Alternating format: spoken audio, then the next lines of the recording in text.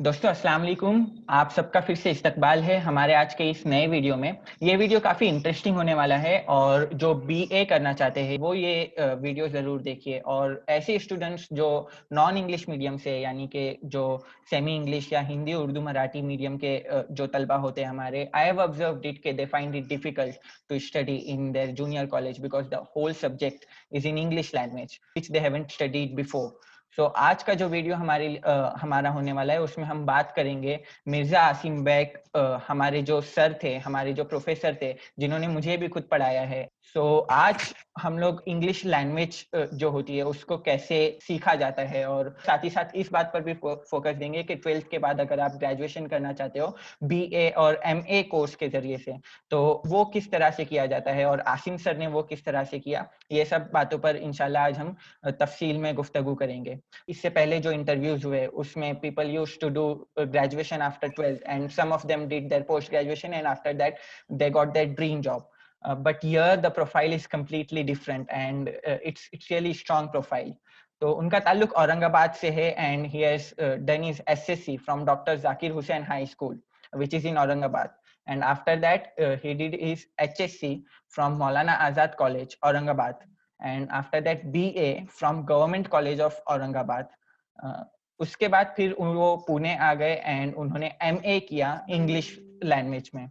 وہ ایم اے کرنا چاہتے تھے S P P U university سے, لیکن انٹرنس ایگزام جو اس وقت ہوتے تھے اس کی ڈیٹ نکل گئی تھی. اس کے بعد بی ایڈ کیا مراٹھواڑہ کالج آف ایجوکیشن. پھر انہوں نے ایم فل کیا ہے Periyar university Tamil Nadu through distance learning centre, یعنی کہ وہاں پر وہ جاتے نہیں تھے لیکن انہوں نے جو ہے تو لانگ ڈسٹینس سے وہ کورس کمپلیٹ کیا. After that he was trying to do MA in history, but he got the job and came to Pune and joined Pune College, and he's serving as a professor in English language. In 2007 he joined junior college and since then he has been teaching as an English teacher, and it's been 13 years now. So his hobby is reading. He likes to read. He's interested in literature as well. تو یہ ایک بہت اچھی چیز مجھے لگتی ہے عاصم سر کی, ان کی بہت زیادہ دلچسپی ہے لٹریچر اور ادب جو ہوتا ہے کسی بھی لینگویج کا. اس سے وہ جب اردو کہتے ہیں تو بہت صاف اور فصیح اردو میں بات کرتے ہیں, اور جب وہ انگلش کہتے ہیں تو ان کی انگلش بھی جو ہے تو ایک دم فلوئنٹ ہوتی ہے, اور ان کی جو ٹیچنگ اسکلز ہے وہ ماشاءاللہ بہت بہترین ہیں اور ان کی وجہ سے بہت سارے بچے فیض پا رہے ہیں. تو آج ہم ان سے بات کریں گے. عاصم سر ہم سے جڑ گئے ہیں. السلام علیکم. وعلیکم السلام ورحمۃ اللہ. جی, تو سب سے پہلے ہم کو آپ کے انیشیل اسٹڈیز کے بارے میں بتائیے. جب آپ ہائی اسکول میں تھے تب کیا آپ نے یہ سوچا تھا کہ میرا فیوچر جو ہے وہ انگلش لینگویج کو سرو کرنے میں گزرے گا, یا پھر آپ کے کچھ اور پلانس تھے؟ ایسا تو بالکل بھی میں نے نہیں سوچا تھا جب میں, بلکہ اس کا اپوزٹ یہ تھا کہ جب میں پرائمری اسکول میں تھا تو اس وقت تو میں بالکل بھی انٹرسٹڈ نہیں تھا پڑھنے میں. I was the most Dal student of my class and I couldn't even write my own name in my own mother tongue up to 4th. اچھا. پھر اس کے بعد یہ ہوا کہ my mother was my teacher in 5th and she was very much worried about my career and کہ میں آؤں گا ان کی کلاس میں اور مجھے پڑھنا نہیں آئے گا تو وہ کیسے سوچیں گے. تب میں نے یہ I heard the conversation she was talking to my father about me. So I became very anxious about that کہ میں بھی وریڈ ہو گیا کہ اگر میری وجہ سے میری والدہ کا نام خراب ہوتا ہے تو یہ مناسب نہیں رہے گا. پھر 5th میں I was one among the toppers in 5th class. ایک ہی سال میں مجھے جو ہے پڑھنے میں انٹرسٹ پیدا ہوا. 5th 6th and 7th میں I was among the toppers. Then from high school I became an average student only. Even then I had not decided about my career کہ میں کیا بنوں گا آگے. بس پڑھنا تھا, پڑھتے جا رہے تھے. گائیڈنس اتنا نہیں تھا. میرا جو اسکول ہے وہ ایک ایوریج اسکول تھا, اردو میڈیم اسکول, اور دو کے گائیڈنس ٹیچرز دیتے تھے انفارملی, لیکن ایز سچ گائیڈنس جو آج کل دیا جاتا ہے اسکولس میں یا گائیڈنس سینٹرز پہ, اس طرح کا گائیڈنس ہم کو, مجھ کو, میری پوری بیچ کو اور پورے ایسے اسٹوڈنٹس کو اس وقت اویلیبل نہیں تھا. At least I don't remember that I was guided what to take as a profession later on in future life. پھر میں نے 10th کے بعد میں نے مولانا آزاد کالج جوائن کیا تو پیرنٹس کا یہ کہنا تھا کہ مجھے سائنس اسٹریم لینی چاہیے, science faculty. Do I was least interested in science subjects, especially math was a very difficult subject for me. Though today I think that ایسا تو نہیں ہونا چاہیے تھا. آج جب مجھے لرننگ کا اسکلس آ گئی ہے تو لگتا ہے کہ ہر ایک سبجیکٹ آسان ہے, اسٹوڈینٹس یہ نہ سمجھے کہ کوئی سبجیکٹ ڈیفیکلٹ ہے. But at the time I found physics and maths very difficult. I did 11th, even 12th also. I finished studying all the science subjects. کہ وہاں پر جنوری سے ہی جو ہے 12th پڑھانا شروع کر دیتے ہیں, پونا کی طرح نہیں کہ یہاں ایگزام بھی ہوتا ہے 11 کا, پھر اس کے بعد 12 شروع ہوتا ہے.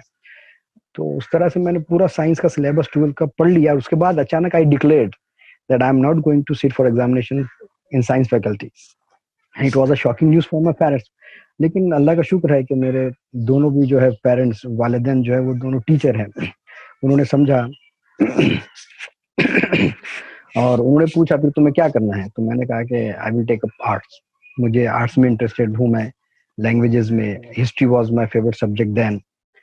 Later on I found economics also interesting. تو میرے پیرنٹس دونوں ٹیچر ہونے کی وجہ سے ان کی انڈرسٹینڈنگ اچھی تھی. انہوں نے سمجھا کہ میں سائنس شاید کوپ اپ نہیں کر پاؤں گا, تو میں نے کہا کہ میں آرٹس لوں گا. And in last I think just before the filling in the examination form میں نے اپنا اسٹریم چینج کر لیا. میں نے سائنس سے آرٹس کا فارم جو ہے بھر دیا ایچ ایس سی ایگزامینیشن کا. تو اس میں پھر and then I changed my college also. I just changed my college from Maulana Azad to Zakir Hussain because I wanted to change the faculty and it was not possible in Azad college then. So I sat for the examination, HSC examination, and I was among the toppers in the college. ہم کو یہ بتائیے کہ teaching as a profession, اس میں آپ کا interest پہلی بار کب آیا؟ کہ آپ بچپن سے آپ کے اندر وہ اسکلز تھے ٹیچنگ کے اور آپ کو انٹرسٹ تھا اس میں, یا پھر کوئی ایسا واقعہ ہوا جس کو آپ turning point of your life کہہ سکتے ہیں کہ آپ نے یہ ڈیسائیڈ کیا کہ مجھے ایک پروفیسر بننا ہے یا پھر ٹیچنگ لائن میں جانا ہے؟ بات تو یہ ہے دراصل کہ بچپن ہی سے میں دیکھتا آ رہا تھا, ہمارے والد صاحب اور والدہ دونوں ٹیچرز تھے. لیکن اس وقت کوئی اتنا ایسا انٹرسٹ ڈیولپ نہیں ہوا تھا کہ میں بھی ایز اے پروفیشنل ٹیچنگ اختیار کروں. Later on when I joined government college and I was just doing my be اے دین, تو وہاں پر کچھ ٹیچرس بہت اچھا پڑھاتے تھے, کچھ ٹیچرس اتنے اس لیول کے نہیں تھے کہ وہ ہم کو اچھی طرح سے ایکسپلین کر سکیں. تب مجھے یہ انٹرسٹ ڈیولپ ہوا کہ ایک اچھے ٹیچر میں کیا کوالٹیز ہونی چاہیے کہ وہ اسٹوڈنٹس کو کیسے سیٹسفائی کرے. تب میں نے وہاں پر جو ہے ٹیچنگ, ہم زیادہ تر ایز اے اسٹوڈنٹ ٹیچنگ کو طرف دھیان دیتے ہیں, لیکن اگر ہم تھوڑا سا انٹرسٹ ڈیولپ کریں اس میں اور ٹیچر کو بھی دیکھیں کہ وہ کس طرح سے پڑھا رہا ہے, اپنے بچوں کو کس طرح سے ایکسپلین کرتا ہے, اپنے سبجیکٹ کو کس طرح سے انٹرسٹنگ بناتا ہے, تو پھر آپ کا اس پروفیشن میں بھی انٹرسٹ ڈیولپ ہو سکتا ہے. تب مجھے ایسا لگا کہ ایک اچھے ٹیچر میں بہت ساری خوبیاں ہونی چاہیے, یعنی کہ other then the mystery in his subject, اس کو بچوں سے انٹریکشن کرنا آنا چاہیے, اور اس کو جو ہے بچوں کی ایڈولسنٹس کی ایز اے 11 اینڈ 12 کے لیول پر یا گریجویشن کے لیول پر بچے جو ہے ٹین ایجرس ہوتے ہیں, تو ان کی سائیکولوجی سے اس کو واقف ہونا چاہیے. اپنے سبجیکٹ میں تو اس کو مہارت ہونی ہی چاہیے, لیکن اس کے علاوہ بھی جو کنٹمپرری ورلڈ ہے اس کی بھی اس کو نالج ہو. بچے جو اسٹوڈنٹس دوسرے سبجیکٹس پڑھ رہے ہیں, اگر اس کی بھی نالج ہو تو پھر وہ بچوں تک اپنی بات کو بہت اچھی طرح سے پہنچا سکتا ہے. یہ سب میں آبزرو کرتا رہا اپنے ٹیچرس میں, تو مجھے لگا کہ I can do better, means I have those qualities in me that I can explain, I can just take up any subject and make it easy and simpler for the students. اور پھر جو میرا friend circle تھا اس میں ہماری اس وقت mobile phones نہیں تھے, ایسا کوئی ٹائم پاس ہمارے پاس نہیں تھا, تو ہم بیٹھ کر ڈسکشنس کیا کرتے تھے.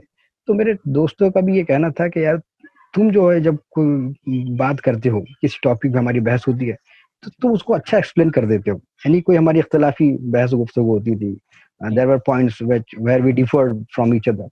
So I used to take up the point and explain it in such a detail and in such a way that جو میرے فرینڈس تھے وہ مطمئن ہو جاتے تھے. تو انہوں نے کہا کہ you can become a good teacher. That was also in fact ایک کیا کہیں گے کہ اپنے دوستوں کی طرف سے جو اپنا گروپ تھا اس کی طرف سے بھی ایک مجھے انپٹس ملے ہیں, فیڈ بیک ملا کہ تمہارے اندر جو وہ خوبی ہے کہ تم بچوں کو پڑھا سکتے ہو, اچھا کسی چیز کو ایکسپلین کر سکتے ہو. تب میں نے بھی آبزرو کیا تو اپنے آپ میں وہ خوبی میں نے پائی کہ شاید میں ایک اچھا ٹیچر بن سکتا ہوں. اچھا, ماشاء اللہ. لیکن یہ سب انٹرسٹ کے علاوہ ایک چیز ہوتی ہے کہ is it really a good career for me, یہ چیز جب آتی ہے. For example many Times it happens کہ some one is having interest in some activities but he has to go for some other choice. تو ایسا کچھ اگر آپ کے ساتھ ہوا تو پھر آپ نے اس پرابلم کو کیسے ٹیکل کیا کہ جو انٹرسٹ مجھے ہے مجھے اسی میں آگے پڑھنا ہے اور مجھے وہی بننا ہے, اور ماشاءاللہ آپ بن بھی گئے. تو یہ پورا پروسیس آپ کا کیسا رہا, یعنی کہ انٹرسٹ سے لے کر اس کو اپنا کریئر بنانے تک؟ بالکل میرے سامنے بھی یہ مسائل آئے جیسے کہ عام اسٹوڈنٹ کے سامنے آتے ہیں، خاص کر کے وہ اسٹوڈنٹس جو ہائی اسکول میں اپنا گول ڈیسائیڈ نہیں کرتے، جی تو ان کو 12th کے بعد یا گریجویشن کے بعد اچانک وہ ایک ایسی جگہ کھڑے ہوتے ہیں کہ انہیں کچھ سمجھ نہیں آ رہا ہوتا کہ اب آگے کیا کرنا ہے. تو I was also one of them کہ میں نے ہائی اسکول یا کالج جونیئر کالج لیول تک بھی کوئی اپنا پروفیشن کا گول ڈیسائیڈ نہیں کیا تھا. پڑھنا تھا، پڑھتے چلے جا رہے تھے دوستوں کے ساتھ اسی طرح سے. لیکن after completing be a, after the completion of graduation, جب میں نے سوچا کہ اب کیا ہے نیکسٹ، یعنی کہ اب تو ایک تو یہ ہے کہ 2 سال میں ماسٹرس ڈگری ہو جائیں گی، پھر اس کے بعد کرنا کیا ہے ایز اے پروفیشن، پڑھائی تو ختم ہو جائیں گی. تب میں نے دیکھا کہ میرے سامنے کریئر اپارچونیٹیز یہ تھی کہ after be a I could go for law, I could have gone for MBA، اور کچھ اس طرح کے کورسز جب میں نے پتہ کیے تو یہ بھی تھا کہ after be a also you can go for BEd and you can become a high school teacher. تب میں نے اسی دن یہ ڈیسائیڈ کر لیا کہ جب مجھے میرے انکلینیشن ہے، میری لائکنگ ٹیچنگ کے لیے ہے، اور میں اپنے اندر وہ خوبی پاتا بھی ہوں کہ میں ایک اچھا ٹیچر بن سکتا ہوں، اور ویسی بھی ٹیچنگ ایک نوبل پروفیشن ہے، تب جی میں نے بالکل دوسرے جو ہے پروفیشن تھے، یا لا ہو گیا یا MBA کرنا ہے یا کچھ اور کرنا ہے، کچھ آفٹر 12 BJ کا بھی ایک آپشن تھا کہ آپ جرنلسٹ بن سکتے ہیں BJ کر کے، یا کچھ اور بھی جو آپ کے سامنے پروفیشن تھے وہ سب میں نے شٹ کر لیے. میں نے کہا کہ بس جب اپنی ایک انٹرسٹ ہے تو جس فیلڈ میں آپ کا انٹرسٹ ہے، بھلے ہی اس میں اگر آپ کو بہت زیادہ فائنینشیل یا مانیٹری گینس نظر نہیں آ رہے، لیکن if you are interested in that profession اور آپ اس میں محنت کرتے ہیں تو ایک پیسے سے زیادہ ایک سیٹسفیکشن ہے جو آپ کو ملتا ہے.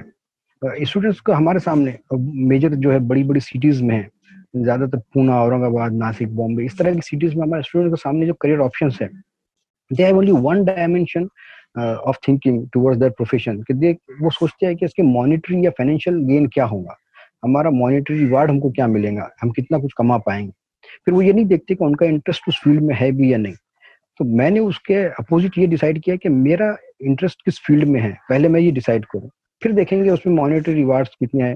تو جب میں BEd کرنے جا رہا تھا اس وقت بھی پراسپیکٹس بہت ہائی نہیں تھے، یعنی کہ آپ کو BEd ہوتے ہی جاب ضرور مل جائیں گی ایسا نہیں تھا، اور بہت سارے مسائل تھے کہ آپ BEd ہوتی آپ کمانے نہیں لگ سکتے تھے. لیکن کیونکہ میرا انٹرسٹ تھا کہ میں ٹیچر بنوں، تو میں نے یہی سوچا کہ بس اب کرنا تو یہی ہے کیونکہ اس میں انٹرسٹ ہے. اور پھر میرے تھنکنگ یہ بھی رہی ہے شروع سے کہ جو چیز میں آپ کو انٹرسٹ ہے وہی سبجیکٹ جب آپ پڑھتے ہیں، وہی پروفیشن جب آپ اختیار کرتے ہیں تو آپ اس کو انجوائے کرتے ہیں، آپ اس کو ایک as a work, as a burden نہیں لیتے. جب آپ کرتے ہیں اس کو انجوائے کرتے ہیں. اگر if you are interested in being a doctor and you become one, so you will enjoy treating patients. It will not be a burden, it will not be a duty for you. So I thought کہ اگر میں کچھ اور بن گیا تو وہ میرے لیے برڈن ہوگا، وہ ایک جاب ہوگا جو میں زندگی بھر کرتا رہوں گا، ایک کام ہوگا جو مجھے کرنا ہوگا. لیکن اگر میں ٹیچر بنتا ہوں تو آئی will enjoy it as a profession and it will be not a vocation, it will become an ایووکیشن for me. اس لیے میں نے یہ ڈیسائیڈ کیا. میں بچوں کو یہی صلاح دوں گا، اسٹوڈنٹس کو، کہ وہ ایک بات کا ضرور خیال رکھے کہ یہ تو دیکھے کہ اس سے ان کے مانیٹری ریوارڈس کو کیا ملے گا، لیکن یہ بھی ضرور دیکھیے کہ وہ اس میں آیا اس کا انٹرسٹ اس سبجیکٹ میں اس فیلڈ میں ہے یا نہیں. جی یہ بہت ضروری ہے. جی لیکن ایک جنرل کنفیوژن ہوتا ہے 10th اور 12th کے بچوں میں. فار ایگزامپل اب جیسے کہ میں ہوں یا پھر ایک کوئی بھی اسٹوڈنٹ کو اگر آپ پوچھیں تو وہ بتا سکتا ہے کہ سائنس میں there are subjects like chemistry, physics and biology, but in case of arts وہ اتنا زیادہ پاپولر نہیں ہے لوگوں میں، اور بہت ساروں کو ایسے بھی ہوتے ہیں جن کو سبجیکٹس بھی نہیں پتہ ہے، لائک می. تو آپ ہمیں یہ بتائیے کہ گریجویشن اور پوسٹ گریجویشن جو ہوا آپ کا، اس میں آپ کی جرنی کیسے رہی، کون کون سے سبجیکٹس تھے اور کون کون سے ایسے ایسپیکٹس ہیں اس کے جس میں کوئی بھی ایک اسٹوڈنٹ کو دھیان دینا چاہیے جو آرٹ میں اپنے تعلیم حاصل کر رہا ہے. تو یہ پورا آپ ہم کو ڈیٹیل میں بتائیے. آج کا جو ایجوکیشن سسٹم ہے یا جو آج ہمارا کالجز ہے وغیرہ، اس میں سائنس کو بہت گلوریفائی کیا جاتا ہے، یعنی کہ تعلیم یعنی کہ سائنس ہی مان لی گئی ہے. اور اگر آپ دیکھیں گے تو سائنس کے 5 ڈویژن ہوتے ہیں تو آرٹس کا ایک ہی ڈویژن بن پاتا ہے 11th اور 12th کا. تو اس کو بہت گلوریفائی کیا گیا ہے سائنس کو. حالانکہ ہوتا یہ ہے کہ بہت سارے اسٹوڈنٹس کہ ان کا ایٹیٹیوڈ، ان کا ایپٹیٹیوڈ نہیں ہوتا اور وہ سائنس کے سبجیکٹس لے لیتے ہیں اور دین دے and up as mediocre, below average students. Had they taken science, arts other than science, arts or commerce subjects, they could have made their profession, their careers in that. لیکن ایک movies के जरिए से, serials, TV serials के जरिए से, और पूरा एक कल्चर इस तरह से बन गया है कि साइंस को बहुत ग्लोरीफाई किया जाता है, और इसीलिए स्टूडेंट्स को वही सब्जेक्ट पता होते हैं जो साइंस के हैं। लेकिन बहुत कम स्टूडेंट्स को ये पता होता है कि आर्ट्स भी एक फील्ड है जिसमें ये बहुत सारे सब्जेक्ट्स हैं। मोस्टली बच्चे स्टूडेंट्स यही समझते हैं कि इसमें हिस्ट्री पढ़नी होगी, ज्योग्राफी पढ़नी होगी और लैंग्वेजेस है। ऐसा नहीं है, आर्ट्स में भी बहुत सारी करियर अपॉर्चुनिटीज है। इनफैक्ट मैं तो कहूँगा कि साइंस से ज्यादा करियर अपॉर्चुनिटीज आर्ट्स में है। बहुत सारे कॉम्पिटिटिव एग्जामिनेशंस है, बहुत सारे डिटेल में यहाँ नहीं जा सकती क्योंकि इतने सारे हैं, वो स्टूडेंट्स जानकर हैरान हो जाएंगे कि एमपीएससी, यूपीएससी और जितने भी कॉम्पिटिटिव एग्जाम्स होते हैं इससे नीचे के, उसमें बहुत ज्यादा आर्ट्स ही के स्टूडेंट जो है क्वालिफाई करते हैं। और बहुत सारे स्टूडेंट्स चाहते हैं कि वो पुलिस डिपार्टमेंट में जाए या गवर्नमेंट सर्विसेज में जाए, तो आप देखेंगे कि यहाँ उनको आर्ट्स के सब्जेक्ट ही बहुत ज्यादा हेल्पफुल है। इकोनॉमिक्स है, पॉलिटिकल साइंस है, सोशियोलॉजी है, अगर आप बीए करने जाएंगे तो पब्लिक एडमिनिस्ट्रेशन है। ये सारे जो है सब्जेक्ट्स है आपको एमपीएससी, यूपीएससी एग्जामिनेशन जो है क्रैक करने में मदद देते हैं। और इसके भी बिलो जितने भी दूसरे कॉम्पिटिटिव एग्जाम्स होते हैं, रेलवे के हैं और बहुत सारे, यहाँ पर भी स्टूडेंट्स को अपना करियर बनाना है। तो साइंटिफिक जो साइंस के सब्जेक्ट्स है उसमें तो बेसिक मैथमेटिक्स या बेसिक फिजिक्स के क्वेश्चंस पूछे जाते हैं, लेकिन जो डिटेल्ड पेपर होते हैं उसमें तो आर्ट्स ही आपको काम आएगा। फिर वहां पर आपको सब्जेक्ट भी सिलेक्ट करना होता है, ये बात भी सही है, लेकिन मोस्टली जो जनरल अवेयरनेस के और हिस्ट्री बेस्ड क्वेश्चंस होते हैं वो एक आर्ट्स का स्टूडेंट बहुत इसी अच्छी तरह से टैकल कर सकता है। और इसके अलावा आर्ट्स असल में ये बहुत कुछ डिपेंड करता है आपके अपने इंटरेस्ट पर भी। यानी कि एक तो ये होता है कि बच्चे का, स्टूडेंट्स का अपना एक इंटरेस्ट है हिस्ट्री में, वो हिस्ट्री को पसंद करता है, उसका जो मेंटल सेटअप है या उसका जो एटीट्यूड है टुवर्ड्स हिस्ट्री, वो बहुत जल्दी से डेट्स याद कर लेता है। वो अपने दिमाग जो है माइंड में हिस्ट्री के जो भी डिफरेंट पीरियड्स है उसको बहुत अच्छी तरह से क्लैरिफाई कर सकता है, जो है डिस्टिंग्विश कर सकता है। लेकिन स्टूडेंट्स इस यानी कि जो कहते हैं ना कॉलेज लाइफ के ग्लोरिफिकेशन में, कॉलेज लाइफ के उस फैशन में वो इस तरफ ध्यान ही नहीं देते कि उनका अपना इंटरेस्ट किस चीज में है। सबसे बड़ा मसला तो स्टूडेंट्स का खुद उनके साथ है कि वो साइंस ले लेते हैं और फिर बाद में उन्हें समझ में आता है कि मैं, मगर मुझे कॉमर्स में लिया होता तो मैं बिजनेस, मेरा तो अकाउंट्स में माइंड चलता है, या मैं इकोनॉमिक्स में इंटरेस्टेड हूँ, या मैं अच्छा बिजनेसमैन बन सकता था। ये उनको बाद में समझ में आता है जब वो 11th-12th कर चुके होते हैं, यानी कि वक्त गुजर चुका होता है। तो होना ये चाहिए कि आफ्टर 10th ही स्टूडेंट्स की काउंसलिंग होनी चाहिए कि उनको पूरे फैकल्टी का, आर्ट्स कॉमर्स साइंस के सब्जेक्ट्स का एक बहुत ही बेसिक एलिमेंट्री इंट्रोडक्शन करवाना चाहिए हमने। और उसकी करियर अपॉर्चुनिटीज जो होते होंगे, उसके बाद साइंस के बाद क्या करियर अपॉर्चुनिटीज है, आर्ट्स के बाद कितनी करियर अपॉर्चुनिटीज है और कॉमर्स में क्या है, ये स्टूडेंट्स को अगर बर वक्त आफ्टर एसएससी पता चल जाए और अच्छी तरह से उसकी काउंसलिंग हो और उनका कुछ टेस्ट हो, एप्टीट्यूड टेस्ट हो, कि जिसमें वो खुद देखे कि वो किस सब्जेक्ट में ज्यादा इंटरेस्टेड है, और फिर उन्हें इस बात से भी जो है प्रेशराइज ना किया जाए कि आपको एक बहुत ही अच्छा ल्यूक्रेटिव करियर ही बनाना है, आपको बहुत पैसा ही कमाना है। अगर इससे ज्यादा ध्यान उनके इंटरेस्ट पे दिया जाए, उनकी अपनी जाति जो है दिलचस्पी किस सब्जेक्ट में है, अगर इस पर हम ध्यान दें, तो इनशाला बच्चे जो है जो भी सब्जेक्ट लेंगे फिर उसमें वो बहुत अच्छा करियर बना सकते हैं, बहुत आगे तक वो जा सकते हैं उसमें। जी। माशाल्लाह, ये बहुत ज़्यादा एक प्रैक्टिकल आंसर रहा। और मैं ये पॉइंट हाईलाइट करना चाहूँगा सबसे ज़्यादा कि जो आर्ट्स में होता है वो यूजुअली एक मिसकंसेप्शन होता है लोगों को कि आर्ट्स अगर ले रहे हो तो उसमें लैंग्वेज होती है। तो ऐसी कोई बात नहीं है उसमें। जैसा कि आसिम सर ने बहुत डिटेल में बताया कि पब्लिक एडमिनिस्ट्रेशन होता है और गवर्नमेंट की जो सर्विसेज होती है और सोशल साइंस और पॉलिटिकल साइंस के जो सब्जेक्ट्स होते हैं वो सारी सब्जेक्ट्स भी आर्ट्स से ही होते हैं। तो ये एक बहुत बड़ा मिसकंसेप्शन मुझे लगता है बच्चों में, क्योंकि ये मिसकंसेप्शन मुझे भी था when I was in 10th। I was deciding what to take. तो लाइक अदर्स मैं भी I just went with the flow कि चलो साइंस ही ले लेते। तो आर्ट्स में भी ये सारे अपॉर्चुनिटीज होते हैं। आई होप कि ये सब आपको आज पता चला होगा, हमारे दोस्तों को जो ये वीडियो देख रहे हैं। तो असीम सर, हमको ये बताइए कि जो जब आप कंप्लीट करते हो ग्रेजुएशन या पोस्ट ग्रेजुएशन, तो यूजुअली साइंस में कैसे होता है कि suppose you are doing engineering, तो कैंपस प्लेसमेंट्स होते हैं एंड उसी इंस्टीट्यूट में कंपनीज आते हैं, दे टेक देयर इंटरव्यूज। उसके बाद एक राउंड्स होते हैं aptitude, technical, and after that HR round होता है। एंड उसके बाद जो है तो आपको वहाँ पर प्लेसमेंट होता है, वहाँ पर आपको जॉब मिलती है through campus only, that is called as campus placement. तो साइंस रिलेटेड जो कोर्सेज होते हैं उसमें ये चीज देखने को मिलती है कि करियर आपका सेफ है ऐसा लगता है। लेकिन आर्ट्स में क्या होता है और आपने कैसे इस प्रॉब्लम को टैकल किया کہ جب آپ نے کمپلیٹ کیا گریجویشن اور آپ کا پوسٹ گریجویشن اور اس میں اپلائی کیسے کرتے ہیں اور وہ جو پورا پروسیس ہوتا ہے وہ سب ہم کو ڈیٹیل میں ہم جاننا چاہیں گے آپ. یہ جو کیمپس پلیسمنٹ کی بات ہے تو وہ سائنس میں کیونکہ ٹیکنالوجی اور اسکل بیسڈ سبجیکٹس ہوتے ہیں تو اس کا پلیسمنٹ کیمپس سے ہو سکتا ہے، یعنی کہ آسانی سے ہو جاتا ہے.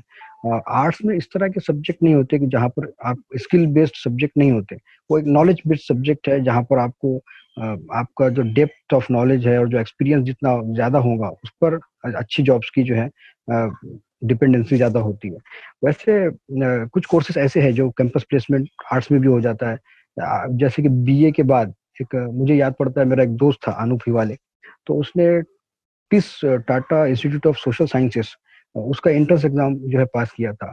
تو وہ ایک 2 سال کا گریجویشن کورس ہے سوشل سائنسز میں یا پھر ہیومن ریلیشنس میں جو آفٹر بی اے کیا جاتا ہے. اس کے لیے آپ کو وہ ٹیس کا جو انٹرنس ایگزام ہے وہ کوالیفائی کرنا ہوتا ہے. اس کے بعد آپ کو اسکالرشپ ملتی ہے، 2 سال کا وہ کورس کرنا ہوتا ہے. اور بس آپ جس دن وہ کورس پاس ہوتے ہیں سوشل اسٹڈیز یا ہیومن بیہیویئر، ہیومن ریلیشنس پر اس طرح کے سبجیکٹس ہوتے ہیں جو کہ عام بہت سارے اسٹوڈنٹس کے بارے میں نہیں جانتے. تو وہ جیسے ہی 2 سال کا وہ کورس آپ پاس کرتے ہیں تو آپ کو کیمپس پلیسمنٹ ہوتا ہے، یعنی کہ آپ کا رزلٹ بھی نہیں آتا ہے اور آپ کو جو ہے ٹاٹا انڈسٹری ہی بہت سارے جو ہے پبلک ریلیشنس آفیسرس کی پوسٹ ہوتی ہے، مینیجرس کی پوسٹ ہوتی ہے جہاں پر آپ کو ہیومن ریلیشنس کو ٹیکل کرنا ہے، تو وہاں کے لیے آپ کو جو ہے وہ جابس پلیسمنٹ ہو جاتا ہے even before the results are out. تو اس طرح کے کورسز تو آرٹس میں بھی ہیں. لیکن فار ایگزامپل اگر آپ کو لائر بننا ہے یا ٹیچر بننا ہے یا ایم بی اے کورسز آپ بی اے کے بعد بھی کر سکتے ہیں. تو اس طرح کے کورسز میں یہ ہے کہ اگر آپ بی اے کے بعد ایم بی اے کر رہے ہیں تو وہاں سے بھی ایم بی اے کے بعد آپ کا پلیسمنٹ ہو جائے گا کیمپس انٹرویو ہو کر. لیکن اگر آپ لا کر رہے ہیں، ٹیچر بن رہے ہیں، تو اس کے لیے کیمپس انٹرویوز نہیں ہوتے یا ایسا کوئی ڈائریکٹ اس کے بعد آپ کو جاب نہیں مل جاتی، کیونکہ یو نو دیٹ لائر آپ بنتے ہیں تو اس میں 2 طرح کے فیلڈس ہو جائیں گے. آپ ایک تو آپ کی انڈیویجول پریکٹس کریں گے یا پھر کسی کوئی فرم آپ کو ہائر کریں گے. رائٹ. تو یہاں پر اپارچونیٹیز کھلے ہیں اور اس میں ذرا ایک ٹائم لگتا ہے، یعنی کہ آپ نے لا کیا، فار ایگزامپل آفٹر بی اے آپ نے 3 سال کا لا کیا ہے، تو اس کے بعد آپ کو اس فیلڈ میں مہارت حاصل کرنے کے لیے اس فیلڈ کی نالج لینے کے لیے کسی کا اسسٹنٹ ہونا پڑے گا تھوڑے دن کے لیے. آپ کو بہت زیادہ نالج اس میں جو ہے حاصل کرنی پڑے گی، پریکٹیکل ایکسپیرینس اور اس میں چاہیے آپ کو لا کرنے کے لیے.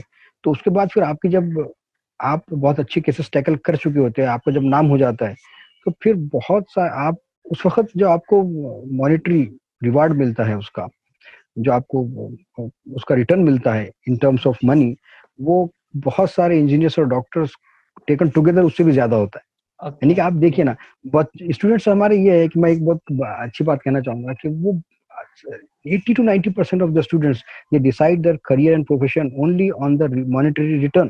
کہ ایک ڈاکٹر کتنا کماتا ہے، ایک انجینئر کتنا کماتا ہے. میں کہوں گا کہ اگر 10 ڈاکٹر اور 10 انجینئر کو ایک ساتھ رکھتے تو جو سپریم کورٹ کا وکیل ہے، ایڈوکیٹ ہے، وہ اس سے زیادہ کماتا ہے. جی. تو مگر اس میں آپ کو اتنی اہلیت آپ کو پیدا کرنی پڑے گی، آپ کو اتنا بہترین وکیل بننا پڑے گا، آپ کو اس لیول پہ جانا پڑے گا. تو اور پھر میں ویسے بھی یہ کہتا ہوں کہ اس کو سیکنڈری رکھنا چاہیے. آپ کا انٹرسٹ، میں اپنے اسٹوڈنٹس کو پڑھاتا ہوں کہ the subject you enjoy you learn it faster. Means the more you enjoy the faster you learn, the faster you learn the more you enjoy, and this cycle goes on. تو یہی cycle یہاں پر بھی ہونی چاہیے کہ جس profession میں آپ کو انجوائمنٹ ہے، جو پروفیشن آپ کو سیٹسفیکشن دے رہا ہے، اس میں آپ جو ہے مہارت حاصل کرتے چلے جاتے ہیں، آپ اسکلڈ ہو جاتے ہیں اس پروفیشن میں، اور آپ کو مانیٹری ریوارڈ بھی بڑھتا چلا جاتا ہے. پھر جیسے وہ بڑھتا ہے آپ اور زیادہ اس میں پرفیکشن حاصل کرتے چلے جاتے ہیں.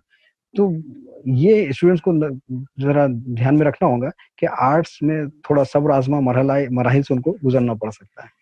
جی، مجھے لگتا ہے کہ بہت پتے کی بات کہی ہے عاصم سر نے کہ نو میٹر کہ آپ نے کون سا کورس لیا ہے اور آپ کیا کر رہے ہو، دیر is always a room at the top. If you have that skills and if you have that abilities تو آپ جو ہے تو اپنا کریئر اس میں خود بنا سکتے ہیں اور خود سے آپ اس میں اپنا فیوچر سنوار سکتے ہیں. عاصم سر، ایک جنرل کوشچن میں پوچھنا چاہوں گا کہ جہاں تک کہ لینگویج کا تعلق ہے تو most of the students find it difficult to learn a language after their 10th. They have been studying it in their mother tongue and suddenly there is a change in language. Now they have to study in English and everything is in English and they find it difficult even to understand and to grasp it. The graph of students goes down if they were from Urdu medium and if they are studying in English now, so the grasping power decreases, and they find it really difficult to understand what's written in their textbook. They lose their interest. They start losing their interest in a particular subject just because of that language. It doesn't matter whether they are having interest in that subject or not, but just because of that language they start losing interest. तो इसको आप कैसे अपने students को रहनुमाई करना चाहेंगे कि एक लैंग्वेज का क्या इफेक्ट होता है आपके स्टडीज पर और उसको किस तरह से सीखा जाए, तो ये ना हो कि लैंग्वेज का इफेक्ट मेरे मार्क्स पर पड़े या मेरे फ्यूचर पर पड़े, ये इससे बचने के लिए आप क्या एडवाइस देना चाहेंगे हमारे स्टूडेंट्स को? In fact, I also faced these problems. I was from Urdu medium, and when I got admission in 11th science, so all the lectures were being delivered in English. The teachers were explaining everything in English only, and I really found it very difficult to cope up with that. कि सारी चीजें जो है हम कहते हैं ना sir के ऊपर से जा रही है, कुछ समझ में नहीं आ रहा। तो मैं ये कहूंगा स्टूडेंट से कि इसमें वो जो है परसिवरेंस दिखाए, सब्र पेशेंस से काम ले। जब मैं जब पढ़ता था उसी टाइम से अगर हम देखेंगे तो we like proficiency in our mother tongue as well. कि अगर हम उर्दू मीडियम से है तो देखिए कि उर्दू भी बहुत अच्छी नहीं होती स्टूडेंट्स की। तो लैंग्वेज का ये है कि अगर आपको अपनी मदर टंग भी अच्छी नहीं आती तो दूसरी लैंग्वेज सीखने में मसाइल पैदा होते हैं। अगर आपको अपनी मदर टंग पे जो है कमांड हासिल है या एटलीस्ट आप एवरेज है अपनी मदर टंग में, तो फिर उसी के सहारे से आप दूसरी लैंग्वेज सीख सकते हैं। यानी कि सहारे से इसका मतलब ये है कि आपके माइंड में वो प्रिंसिपल्स ऑलरेडी अच्छे रूटेड हो चुके होते हैं किसी लैंग्वेज को सीखने में। अब ये होता है कि आप मराठी या हिंदी या उर्दू मीडियम से जब साइंस में एडमिशन लेते हैं तो हमारे पास महाराष्ट्र में 11th और 12th साइंस इंग्लिश से ही होता है, किसी और सब्जेक्ट किसी और मीडियम ऑफ इंस्ट्रक्शन में नहीं होता।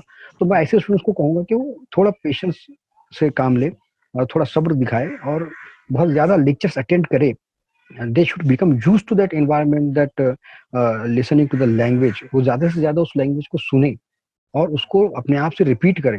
यानी कि देखिए मैं तो ये कहता हूँ, मेरा तो ये मानना है कि उर्दू मराठी या हिंदी मीडियम के जो स्टूडेंट्स होते हैं वो तो इंग्लिश मीडियम से या जिसे हम कॉन्वेंट कहते हैं उससे ज्यादा ग्रामर वो इंग्लिश का अच्छा जानते हैं, but they lack the confidence to speak up in public. they have that stage fear we can say, or the public fear. They don't open their mouths.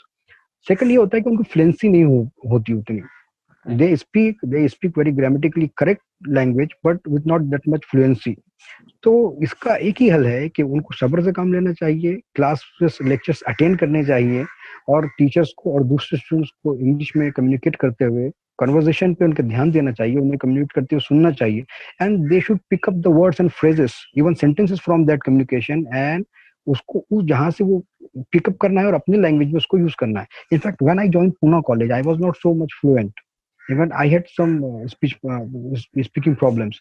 लेकिन फिर ये हुआ कि उस माहौल में इंसान जब रहता है तो उसका डर निकल जाता है। इंग्लिश उन्हें आती है, उर्दू मीडियम से हो, मैं ये बात कहूंगा उनसे कि उन्हें इंग्लिश अच्छी आती है, वो हिंदी मीडियम से हो या मराठी से या उर्दू मीडियम से, लेकिन उनके अंदर एक डर है, एक हेजिटेशन होता है, एक झिझक होती है। उससे बाहर आने के लिए आपको टाइम देना ही पड़ेगा। यानी कि ये ओवरनाइट कोई चेंजेस नहीं आएंगे। इस तरह के कोर्सेज होता है ना कि 30 days learn speaking spoken English in 30 days, तो ये सब जो है उल्लू बनाने के धंधे, महीनों लगते हैं, सालों लग जाते हैं, और वो भी उसी वक्त सीखता है जब वो ध्यान दे रहा हो उसके। तो you will have to come out of the shell that you have created around yourself. आपको अपने ईगो से बाहर निकलना पड़ेगा, आपकी झिझक से, हेजिटेशन से बाहर निकलना पड़ेगा। और फिर ये क्यों आप सोचते हैं कि मैं जब बोलूंगा तो मैं, हमारा स्टूडेंट का सबसे बड़ा मसला ये है, वो ये समझते हैं कि जब भी मैं बोलना शुरू करूँ तो 100% करेक्ट बोलूंगा, नहीं तो नहीं बोलूंगा। तो ऐसे से उनको फिर कभी लैंग्वेज नहीं आएंगी। You will have to start speaking, you will make mistakes, your teacher, your peers, your classmates, class fellows will correct you, or you will get corrected automatically with the passage of time. लेकिन आपको टूटी फूटी या जैसे आती है वैसे बोलना शुरू करना पड़ेगा। मैं एक मिसाल देता हूँ बच्चों को कि आप कहेंगे कि मुझे परफेक्ट स्विमिंग आएंगी तभी मैं जो है जंप करूंगा स्विमिंग पूल में, तो फिर आप बस खड़े रहिए, आप जिंदगी भर स्विमिंग नहीं सीख सकते। आपको जंप करना है, आप डूबेंगे, आपको कोच सिखाएगा, आप जो है उसमें आप जो है पानी आपके मुंह में जाएगा, नाक में जाएगा, आपको ठसके लगेंगे और फिर आप तैरना सीख लेंगे। वैसे ही लैंग्वेज है, language swimming is a skill, language is also a skill. You will have to start speaking first, you will make mistakes, the teachers, your class fellows, your friends will correct you and you will start speaking that. जैसे ही आ जाता है, जहां तक बात subjects की है, physics का या केमिस्ट्री या हिस्ट्री किसी भी सब्जेक्ट को उनको इंग्लिश में पढ़ना है, तो वो तो बुकिश इंग्लिश होती है जो आपको टेक्स्ट बुक में पढ़ना है, वो आपको आसानी से समझ में आ जाती है। मसला असल में यही आता है कि वो क्लास में एक्सप्लेनेशन को समझ नहीं पाते या आंसर कॉन्फिडेंस से दे नहीं पाते। तो उसके लिए उनको यही करना है कि बिल्कुल आपको शर्म और झिझक से बाहर आना है। अगर I tell my students that if you are making mistakes in your language, if you are not so much fluent and people are laughing at you, so don't consider them they are laughing at you, they are laughing with you. Laugh at में मजाक उड़ाना है, laugh with में वो entertainment है। तो आप उनको मौका दे रहे हैं entertainment का, आप गलत बोलते रहिए, एक दिन आप सही बोलने लग जाएंगे। तो मेरा यही कहना है कि इसमें कोई भी डरने घबराने की बात नहीं है कि ये आपके साथ नहीं हो रहा है, ये हर उस स्टूडेंट के साथ होगा जो अदर देन इंग्लिश मीडियम से आता है। और एक टर्म गुजर जाने दीजिए, एक साल खत्म हो जाने दीजिए, आपकी इंग्लिश इंप्रूव हो जाएंगी, आपको समझ में भी सब आने लगेगा और आप बोलने भी लग जाएंगे। तो इसमें बस ये है कि झिझक और डर से बाहर आना है। जो अभी 10th पास कर रहे हैं उनसे मैं ये कहूंगा कि बिल्कुल इसमें ना घबराए ना डरे। शुरू के 2-3 महीने बहुत डिफिकल्ट जाएंगे, लेकिन उसके बाद आपको एहसास भी खत्म हो जाएगा कि आपको किसी इंग्लिश में पढ़ाया जा रहा है, आपको ऐसे लगेगा कि आपकी अपनी मदर टंग ही में पढ़ाया जा रहा है। जी माशाल्लाह, बहुत पते की बात कही है आसिम सर ने, और वर्ड्स ऑफ विजडम जिसे बोल सकते हैं कि एक अगर कोई ये वीडियो देख रहा है और उस हिसाब से अगर किसी ने स्टार्ट कर लिया, जैसे कि स्विमिंग की एग्जांपल है, उस एग्जांपल को अगर किसी ने दिल पे लेके इंग्लिश बोलना स्टार्ट कर दिया तो आई एम श्योर कि he will learn very quickly. तो आगे बढ़ते हैं, हमारा अगला क्वेश्चन स्किल्स से रिलेटेड है। जब कोई करियर आप सिलेक्ट करते हो तो उसमें कुछ स्किल सेट चाहिए होता है। तो जैसे कि आपने बताया कि आपके अंदर पहले से टीचिंग स्किल्स मौजूद थी और आप बहुत अच्छा चीज़ों को एक्सप्लेन कर पाते थे, पॉइंट्स में आप लिख के लोगों को बता सकते थे, प्रेजेंटेशन की जो स्किल्स है वो सब आपके अंदर पहले से मौजूद थी। लेकिन हम ये देखते हैं कि इंग्लिश कि अगर कोई प्रोफेसर बन रहा है तो उसके लिए 2 स्किल्स चाहिए होती है यूजुअली। एक टीचिंग स्किल्स तो चाहिए ही because you are a teacher, साथ ही साथ आपको लैंग्वेज प्रोफिशिएंसी भी होनी चाहिए। तो जैसा कि आपने बताया कि आप पहले उर्दू मीडियम से थे लेकिन फिर आप अभी राइट नाउ इंग्लिश के प्रोफेसर बन गए, तो ये इतना बड़ा सफर आपने कैसे तय किया और ये स्किल्स आपने कैसे डेवलप किए अपने अंदर? जी दरअसल ये वही कमी थी जिसको मैं दूर करना चाह रहा था। जब मैंने 11th ज्वाइन किया मौलाना आजाद कॉलेज और सब कुछ इंग्लिश में पढ़ाया जा रहा था और I really found it very difficult to cope with the teaching and all. तब मैंने ये डिसाइड किया था कि मुझे इंग्लिश सीखनी पड़ेगी वरना हायर एजुकेशन के दरवाजे तो मुझ पर बंद हो जाएंगे, है ना। कि जितने भी इंडिया में जितने भी हायर एजुकेशन है, वो साइंस हो, टेक्नोलॉजी हो या सोशल साइंसेस में हो, आपको इंग्लिश ही में पढ़ना है। और अगर आपकी इंग्लिश ही पुअर है तो फिर इसका मतलब ये है कि हायर एजुकेशन के दरवाजे आप अपने आप पर बंद कर रहे हैं। तब मैंने ये डिसाइड कर लिया था और जैसे ही मुझे मौका मिला 12th के बाद तो मैंने ये BA में इंग्लिश लिटरेचर ले लिया। Not because I was much interested in that, not because I had proficiency and command over English, but because I wanted to learn that language. और सबसे बेहतरीन तरीका किसी भी सब्जेक्ट को या किसी लैंग्वेज को सीखने का ये है कि आप उसी को पढ़े। फॉर एग्जाम्पल किसी को मैथ बहुत डिफिकल्ट लगता है तो उसको उठा कर ना रखे हो कि मैं बाद में पढ़ूंगा, और फिजिक्स इंटरेस्टिंग है इसलिए फिजिक्स पढ़ते बैठ जाए, वो उस डिफिकल्ट सब्जेक्ट को बार बार पढ़े। तो मैंने ये सोचा था कि English was difficult for me as a subject, even for as a skill to speak with. तो मैंने ये सोचा कि क्यों ना इसी सब्जेक्ट को लिया जाए और पढ़ा जाए, क्यों ना अपने आप को इसी सब्जेक्ट में इम्प्रूव किया जाए। तो मैंने BA में इंग्लिश लिया। तो आपको होगा ये कि आपका जो सब्जेक्ट आपको डिफिकल्ट लगता है, जो स्किल आपको डिफिकल्ट लगती है, उससे भागे ना, बल्कि उसको बार बार फेस करे। You should become used to that environment, to that skill. आप उसमें इतना उसको बार बार करें कि आप उसके आदी हो जाए, आपका डर खत्म हो जाए और आप सीखना, हर इंसान के लिए हर सब्जेक्ट सीखना पॉसिबल है। जब कोई एक शख्स डॉक्टर बन सकता है तो कोई भी शख्स डॉक्टर बन सकता है। जब एक शख्स कुछ स्विमिंग कर सकता है, जैसे मुझे स्विमिंग बहुत डिफिकल्ट जा रही थी तो मुझसे कोच ने कहा था कि जब एक शख्स स्विमिंग कर सकता है ना तो फिर आप भी कर सकते हैं और कोई भी कर सकता है। तो यही सब्जेक्ट में भी है कि आप जब उर्दू बोल सकते हैं ना तो आप इंग्लिश भी बोल सकते हैं, आप मराठी भी बोल सकते हैं, आप कोई भी लैंग्वेज बोल सकते हैं। लेकिन उसके लिए आपको उतनी मेहनत करनी पड़ेगी, उतना वक्त उसको देना पड़ेगा और डिफिकल्टी से ना भागे आप। Face the problem. When you just shy away from the problem ना, दे इंक्रीज, इन फैक्ट वो बड़ा हो जाता है। आप प्रॉब्लम को फेस करके खत्म कर दे, ना कि उससे भागकर उसको बढ़ाए।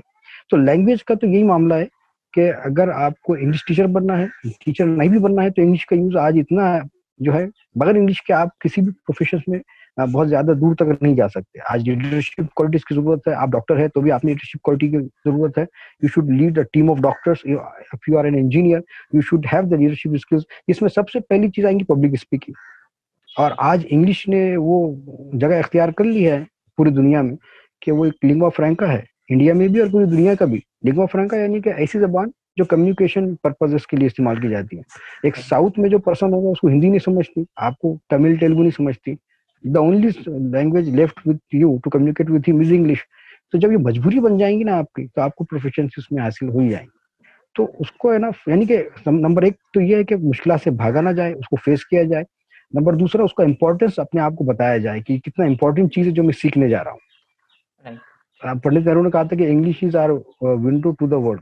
तो इससे पूरी दुनिया देखी जा सकती है. तो अगला सवाल हमारा फैमिली सपोर्ट से है. कोई भी करियर जब कोई स्टूडेंट सिलेक्ट करते हैं तो उसमें फैमिली का एक बहुत ज़्यादा सिग्निफिकेंट रोल होता है. बहुत दफ़ा ऐसा होता है कि पेरेंट्स कुछ और बताते हैं और बच्चे कुछ और करना चाहते हैं. तो ये एक नॉर्मल स्टूडेंट इशू है. कोई भी जब 12th पास करता है तो वो ये फेस करता है कि हो सकता है कि उसका कुछ कॉन्फ्लिक्ट हो जाए उसके ओपिनियन में और उसके पेरेंट्स के ओपिनियन में. तो हम ये जानना चाहेंगे कि आपने जब अपना करियर सिलेक्ट किया तो उस वक्त आपके पेरेंट्स क्या आपके फैसले से राजी थे वो, या फिर you had to convince them? ये तो बहुत ही स्पेशल आपने क्वेश्चन कर दिया मुझसे. बिल्कुल ये मुझे इस मसले से गुजरना पड़ा. मेरे पेरेंट्स चाहते थे कि मैं पीसीएमबी ग्रुप लेकर पढ़ूं, डॉक्टर नहीं तो इंजीनियर तो बन ही जाऊं. चार्टर कोचिंग क्लासेस भी लगा दी थी कि आप नहीं पढ़ना चाह रहे लेकिन वहां जाइए, वो अच्छा पढ़ाएंगे, पढ़ ही लें आप. फिर मैंने बताया ना आपको कि मैंने 11th और 12th भी साइंस से ही किया. और एग्जाम फॉर्म भरने से पहले मैंने ये डिक्लेयर कर दिया कि नहीं, मैं अब जो है साइंस नहीं पढ़ सकता, नहीं पढ़ना चाहता. तो ये मसाइल आते हैं. पेरेंट्स काउंसलिंग करते रहे मेरी बहुत दिन तक, समझाते रहे अच्छी तरह से. उन्होंने डांटा नहीं, उन्होंने प्रेशराइज नहीं किया. बट पेरेंट्स का समझाना भी एक तरह का प्रेशर ही क्रिएट करता है एक स्टूडेंट के माइंड में, क्योंकि वो उनको जज्बाती तौर पे दुख तकलीफ नहीं पहुंचाना चाहता. लेकिन मैंने ये डिसाइड कर लिया था कि नहीं, अब मुझसे नहीं हो सकेगा. तो आपको है ना डिसीजन लेना होगा और उसके साथ खड़े रहना पड़ेगा आपको. आपने अपने इंटरेस्ट को इंट्रोस्पेक्ट कीजिए. अपना इंटरेस्ट किस सब्जेक्ट में आप पाते हैं, किस प्रोफेशन में पाते हैं, उसको एक बार अच्छी तरह से समझ लीजिए और फिर उसके लिए खड़े हो जाइए. फिर उसको आपको बागी भी कहा जा सकता है, आपको जिद्दी भी कहा जा सकता है, लेकिन आपने इंट्रोस्पेक्ट करके डिसाइड कर लेना है कि मैं अपना करियर किस चीज में बना सकता हूँ, अच्छा मेरा इंटरेस्ट किस चीज में. तो मैंने ऐसी किया. एक बहुत 10-15 दिन 2 हफ्ते तक जो है काउंसलिंग मेरी होती रही. लेकिन फिर मैंने जब बता दिया कि मैं तो आर्ट्स ही लेकर अपना करियर बना सकता हूँ, या साइंस में जाऊंगा तो मैं फेल तक हो जाऊंगा, तो फिर उन्होंने मान लिया. और पेरेंट्स मान जाते हैं. पेरेंट्स क्या चाहते हैं दरअसल स्टूडेंट से, कि वो अपने पैरों पर खड़े हो जाए, किसी के मोहताज ना रहे, कोई ना कोई प्रोफेशन वो अख्तियार कर ले. तो उनकी नजरों में एक प्रोफेशन अच्छा होता है, आपकी नजरों में आपका इंटरेस्ट किसी और में, तो आप उन्हें कन्विंस कर दीजिए कि I will definitely stand on my own feet, don't worry, मगर मैं इस फील्ड में अपना करियर बनाना चाहता हूँ. आप उन्हें कन्विंस कीजिए और वही कीजिए जो इसमें आपका इंटरेस्ट है, तो ही उसमें आप तरक्की कर सकते हैं. जी. अगला सवाल आपसे regarding your hobbies and extra curricular activities. ये आप हमको बताइए कि आप अपना फ्री टाइम कैसे यूटिलाइज करते हो एक कंस्ट्रक्टिव चीज में. इस जनरेशन के लिए वाकई में ये बहुत अहम क्वेश्चन है कि जब वो फ्री लेजर टाइम पाए. पहले तो साइंस के स्टूडेंट्स बहुत कम लेजर टाइम पाते हैं. सुबह में प्रैक्टिकल्स, दोपहर में कॉलेज, शाम में classes. They are so much exhausted that they just search for the bed only when they return home. लेकिन अगर आपके पास टाइम है तो आपने गेम्स खेलने चाहिए, और अदर देन योर सब्जेक्ट आपने रीडिंग करनी चाहिए. एक तो मेंटल हेल्थ के लिए अच्छा है, आप रीडिंग करें, अपनी नॉलेज को बढ़ाए, कंटेम्प्रेरी वर्ल्ड में क्या हो रहा है वो भी जाने. आपका किसी सब्जेक्ट में इंटरेस्ट है, लिटरेचर में इंटरेस्ट है, तो वो भी पढ़े. इसके अलावा स्पोर्ट्स जो है खेले, खास करके बॉयज जो है वो फुटबॉल खेले, ऐसे खेल खेले जिसमें उनका फिजिकल एक्सर्शन हो. इससे उनके स्टडीज में फायदा पहुंचेगा उनको. जब वो फिजिकल एक्सर्ट होंगे, जब अच्छी नींद वो ले सकेंगे, जब उनकी बॉडी फिजिकली एक्सर्शन करेंगी, थक जाएंगी, और उसके बाद जब वो रिफ्रेश होंगी तो वो उनका मेंटल रिफ्रेशमेंट भी होगा और वो पढ़ाई में अच्छी तरह से दिल लगाकर स्टडीज कर सकेंगे. तो ये करना चाहिए. लेकिन हम जो देख रहे हैं एज अ टीचर, जैसे बच्चे लेक्चर खत्म होने पर जो स्टडीज, उनकी सीडेंटरी लाइफ हो चुकी है, बैठ कर स्टडी करना और फिर उसके बाद बैठ कर मोबाइल में घंटों अपने बर्बाद करना. और ये बहुत आम वबा है. यानी कि ऐसा नहीं है, बल्कि अब तो बहुत ही पुअर क्लासेस के जो स्टूडेंट्स हैं उनके पास भी उस तरह के फोन है, स्मार्ट फोन्स है कि जिसमें वो अपना वक्त बर्बाद कर रहे होते हैं। तो इससे बहुत ज्यादा जो है उनकी लाइफ पे असर पड़ रहा है, एजुकेशनली यानी कि स्टडीज भी उससे अफेक्ट होती है, और उनकी वो लाइफ जो इस उम्र में गेम्स खेलने की, भगदड़ करने की, जो मूवमेंट होनी चाहिए बॉडी की, वो नहीं हो पाती, इसलिए वो आगे चल के बहुत मसाइल फेस करेंगे। तो दो, other than your studies, you should read something, history, literature, poetry, religious books, whatever you like, and कोई एक गेम टीनेजर्स ने जरूर खेलना चाहिए जिसमें वो फिजिकल एक्सर्शन करे। तो ये दोनों का बैलेंस बना रहेगा तो वो हर जगह एक्सेल करेंगे, उनकी स्टडीज में भी उनके काम की चीजें होंगी। जी, स्टूडेंट्स, जैसा कि आपने देखा, हर इंटरव्यू में we are focusing on this question, and हर रिसोर्स पर्सन इसी बात पर फोकस दे रहा है कि जो आपको टाइम मिलता है फ्री, उसको आप utilize it in constructive things, don't waste it. आप हॉबीज रखिए, अपने अच्छे हॉबीज रखिए, रीडिंग कीजिए, स्पोर्ट्स के लिए, लेकिन एक बैलेंस बना के रखिए। ऐसा मत कीजिए कि आप पूरा टाइम आपके हॉबी को दे रहे हो और आप पढ़ाई नहीं कर रहे हो। तो एक बहुत ही बैलेंस वे में जितने भी कामयाब इंसान आपके सामने इस वक्त आए हैं इस सीरीज में, करियर गाइडेंस सीरीज में, उसमें आप देख सकते हैं कि उन्होंने अपना टाइम वेस्ट नहीं किया है। तो टाइम का एक बहुत ज्यादा इंपॉर्टेंस होता है आपके करियर को लेकर भी, ये बात आप हमेशा याद रखिए। आखिरी सवाल आपसे कि अभी 10th और 12th के जो रिजल्ट्स आउट हुए हैं, तो उसमें आप 10th और 12th के स्टूडेंट्स को कुछ एडवाइस देना चाहेंगे, आपके आखिरी अल्फाज उनसे? मैं ये जो अभी जो पास आउट हो रहे हैं स्टूडेंट्स 10th एंड 12th, उनसे यही कहूंगा कि इंट्रोस्पेक्ट करे, अपने अंदर की जो एबिलिटीज है, जो इंटरेस्ट है, जो लाइक्स एंड डिसलाइक्स है, तो उसको वो एक पेज पर लिख ले कि what are my interests. Sports में आपकी क्या इंटरेस्ट है, स्टडीज में आपकी क्या इंटरेस्ट है, और करियर आप कौन सा बनाना चाहेंगे। फिर अगर फॉर एग्जांपल अगर आपको कोई करियर बहुत पसंद है जो आप अपने आप को फ्यूचर में बनता हुआ देखना चाहते हैं, तो उसके लिए आपको कौन से सब्जेक्ट्स पढ़ने पड़ेंगे, कौन सी स्किल्स, कौन सी महारतें आपको अपने अंदर डेवलप करनी पड़ेंगी, उनकी एक लिस्ट बनाइए और काम पे लग जाइए। अगर उसमें आपको इंग्लिश में प्रोफिशिएंसी चाहिए तो आप उसमें इंग्लिश को बेहतर से बेहतर बनाने में लग जाइए। अगर उसमें आपको मैथमेटिकल स्किल्स चाहिए तो आप मैथमेटिकल स्किल्स को डेवलप करने में लग जाइए। तो आप अपने आप को देखिए, फ्यूचर में आप बनना क्या चाहते हैं और आपका इंटरेस्ट क्या आपको बनाना चाहता है और उसकी रिक्वायरमेंट्स क्या है, इसका एक रिटर्न डेटा आपके सामने होना चाहिए। यानी कि हमारे स्टूडेंट्स जो आजकल जो पास आउट होते हैं, बस वो कॉलेज लाइफ में कॉलेज में एडमिशन ले लेते हैं कि they find the college life very glamorous and adventurous. उन्हें ये लगता है कि कॉलेज में एंजॉय करेंगे। उनको बहुत सीरियस होना चाहिए अपने फ्यूचर के करियर के बारे में और उसकी रिक्वायरमेंट्स के बारे में। यानी कि एक बच्चा सपना देखता है कि मैं एरोनॉटिकल इंजीनियर बनना चाहता हूँ, उससे पूछेंगे कि क्या करना पड़ेगा आपको इसके लिए, तो वो कुछ भी नहीं कह सकेगा। उसके लिए उसे कौन से सब्जेक्ट्स में महारत हासिल करनी है, कौन से टेस्ट पास करने होंगे, कौन से कॉलेजेस में उसको एडमिशन मिलेगा, ये प्रोफेशनल कोर्सेज के नाम क्या है, तो वो बताएंगे कि मुझे कुछ नहीं पता, बस बनना है। ऐसे तो आप नहीं बन जाएंगे ना। तो आपको जो भी प्रोफेशन में जाना है, अब आपने 10th पास कर लिया है, 12th पास कर लिया है, you have started your life towards your career now. अब तक जो जो जो हुआ सो हुआ, यानी कि आपका पास्ट आपको हेल्प करने के लिए नहीं आएगा, लेकिन आपका प्रेजेंट ही डिसाइड करेंगे कि अब आपका फ्यूचर क्या हो। तो आपको आज सुधर जाना है, आपको आज अपना प्रोफेशन तय कर लेना है और उसकी रिक्वायरमेंट्स क्या है वो जान लेनी है और उन स्किल्स को अपने अंदर पैदा करना है, उनमें महारत हासिल करने की शुरुआत कर देनी है। यानी कि you don't have now much time to waste. Right. तो ये बात भी आसिम सर ने बड़े पति की कही है, और मुझे ये बात अब तक के याद है। When I was in 11th standard, I was sitting there in your class, and Asim sir ने वो हमको एक पोयम पढ़ाई थी। वो पोयम थी स्टार्ट वेयर यू स्टैंड। तो उस वक्त वो सिलेबस में थी, हमको पोयम, आसिम सर को याद होगा। तो बहुत बहुत शुक्रिया आपका आसिम सर, ये इंटरव्यू बहुत ज्यादा मोटिवेटिंग और इंस्पायरिंग था। बहुत बहुत शुक्रिया, जज़ाकल्लाह हमसे जुड़ने के लिए। आई होप के दोस्तों आपको ये वीडियो पसंद आया होगा। इसको लाइक कीजिए, शेयर कीजिए, कमेंट कीजिए। आपको अगर कुछ एडमिशन प्रोसेस में डिफिकल्टीज आ रही हो या फिर आपको काउंसलिंग चाहिए हो, तो हमने नीचे हमारा कॉन्टैक्ट दिया है, आप हमको कॉन्टैक्ट कर सकते हो, and we will be more than happy to help you out.